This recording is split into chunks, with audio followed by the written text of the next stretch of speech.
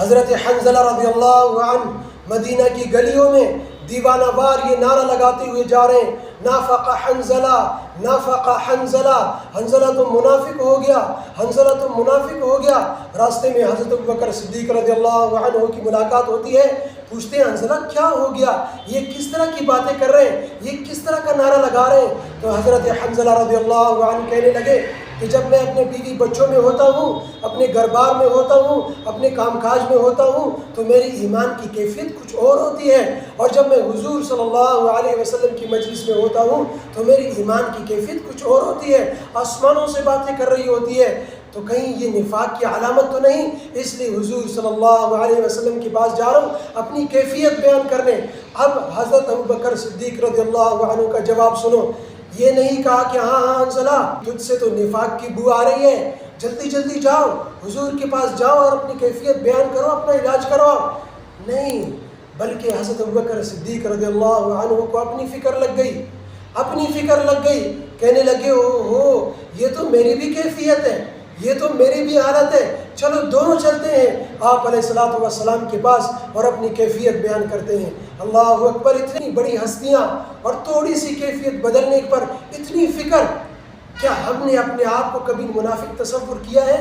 ہم تو روز لگے ہوئے وہ منافق، وہ منافق، وہ منافق، وہ فاسق، وہ لعین۔ آج ہمارا معاشرہ کیوں نہیں سنبھل رہا؟ حالانکہ تبلیغ بہت ہو رہی ہے، وعظ و نصیحت بہت ہو رہی ہے، ایک ہی بنیادی وجہ ہے کہ ہر ایک کو دوسروں کی فکر لگی ہوئی، ہر ایک یہ کہہ رہے ہیں کہ وہ درست ہو جائے، وہ درست ہو جائے، وہ اپنے آپ کو ٹھیک کر لے۔ کسی کو اپنی آپ کی فکر نہیں ہے کہ میں درست ہو جاؤں، میں اپنے آپ کو ٹھیک کر لوں۔ ہر گروہ والا، ہر جماعت والا، ہر تنظیم والا یہ کہہ رہے کہ وہ دوسرے غلط ہیں، وہ اپنے آپ کو ٹھیک کر لیں، وہ اپنی غلطیوں کو درست کر لیں۔ یہ نہیں دیکھتا کہ ہمارے اندر، ہمارے تنظیم میں، ہماری جماعت میں کیا غلطیاں ہیں، ہم ان غلطیوں کو درست کر لیں۔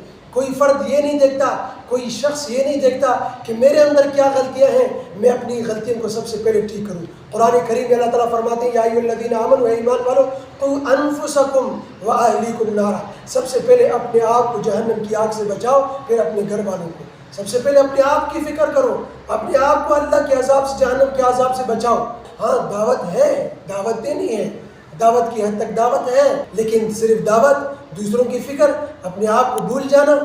قرآن کریم میں اللہ تعالیٰ فرماتے ہیں اتأمرون الناس بالبر وتنسون انفسکم، کیا تم لوگوں کو تو نیکی کا حکم دیتے ہو، اپنے آپ کو بھول جاتے ہو؟ تو لوگوں کو نیکی کا حکم دینا ہے لیکن اپنے آپ کو نہیں بھولنا، اپنی فکر زیادہ کرنی ہے، اپنے اعمال کی فکر زیادہ کرنی ہے، اپنے آپ کو گناہوں سے بچانے کی زیادہ فکر کرنی ہے۔ چنانچہ دونوں آپ علیہ الصلوۃ والسلام کی خدمت میں حاضر ہوئے اور اپنی کیفیت بیان کی، تو آپ علیہ الصلوۃ والسلام نے فرمایا کہ اگر وہی کیفیت جو میری مجلس میں ہوتی ہے، اگر وہی کیفیت ہر وقت ہو تو پھر فرشتے راستوں میں آ کر تم سے مصافحہ کرنے لگے، پھر تو دنیا کا کام کاج، کاروبار وہ تم نہ کر سکو، بیوی بچوں کو ٹائم نہ دے سکو۔ لیکن یہ ذہن میں رکھیں کہ ان کی وہ کیفیت جو ان کے بیوی بچوں کے ملاقات کے دوران تھی، کام کاج کے دوران تھی، ہماری وہ کیفیت جو دینی مجلس میں ہماری کیفیت ہوتی ہے، اس سے ان کی وہ کیفیت جو گھر بار میں تھی ایمان کی، وہ کیفیت کہیں زیادہ بڑھ کر تھی۔